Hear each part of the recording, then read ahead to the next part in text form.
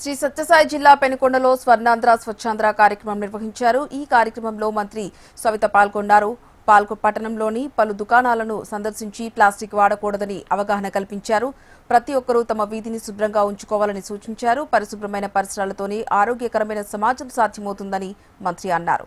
గత పాలకుల చెత్తపైన పన్ను వేసి ప్రజలను ఇబ్బందులకు గురి చేశారని తెలిపారు. తమ నాయకుడు సీఎం చంద్రబాబు చెత్తతో కూడా సంపద సృష్టిస్తూ రాష్ట్రాన్ని అభివృద్ధి బాటలో నడిపిస్తున్నారని మంత్రి సవత అన్నారు. నాయుడు గారు ఎక్కడికి పోయినా స్వచ్ఛాంధ్ర స్వర్ణాంధ్ర అనే కార్యక్రమాన్ని ఎప్పటికప్పుడు ప్రజలకు అవేర్నెస్ చేయాలి అనేది ముఖ్యమంత్రి గారి సంకల్పం. ఈ రోజు ప్లాస్టిక్ వాడడం వల్ల అందరూ పెద్దలు ఇందాక అందరూ చెప్పారు, ప్లాస్టిక్ వాడడం వల్ల మరి వచ్చేది మనకు, మన పిల్లలకు, భావితరాల భవిష్యత్తుకు ఈ రోజు మనం ప్లాస్టిక్ నిషేధించి క్లాత్ బ్యాగ్ వాడాల్సిన బాధ్యత మనందరిది అన్న విషయం మీ అందరికీ తెలియజేస్తుంది. ఇది ఎవరి ఆరోగ్యం వారు, ఎవరి కుటుంబంలో వారు.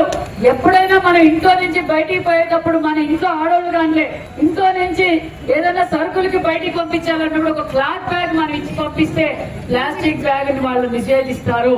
మనం ఇంట్లో మహిళలు కూడా ప్లాస్టిక్ బ్యాగ్ తీసుకొస్తే ఆ ప్లాస్టిక్ బ్యాగ్ ని మీరు ఇంట్లోకి తీసుకురానియద్దండి. ముఖ్యంగా నేను తెలియజేసేది ఒకటే, ఈ రోజు మనకు చిన్న విషయంలో కనిపిస్తుంది.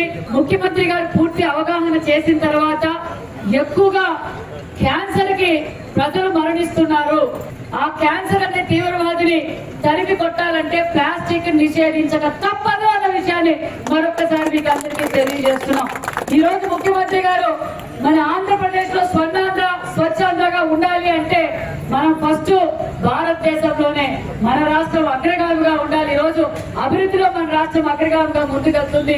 మరి ప్లాస్టిక్ నిషేధం విషయంలో కూడా మనం ముందంజలో ఉండాలి.